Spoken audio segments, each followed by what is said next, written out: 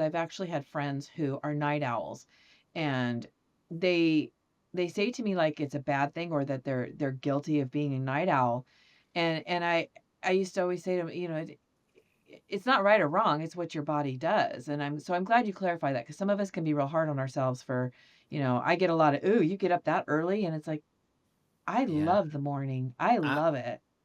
yeah. I'm glad you can see it that way because a lot of people don't.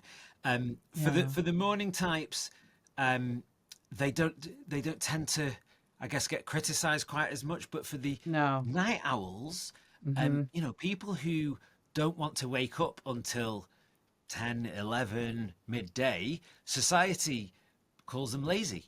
Yep. And that isn't the case.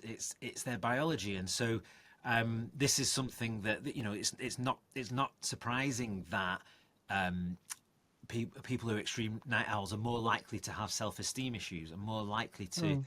have difficulty with employment, and more likely to Mhm. end up with mental health difficulties. So yeah, I think it's going to be a work in progress, that change, Mhm. shifting attitudes in society.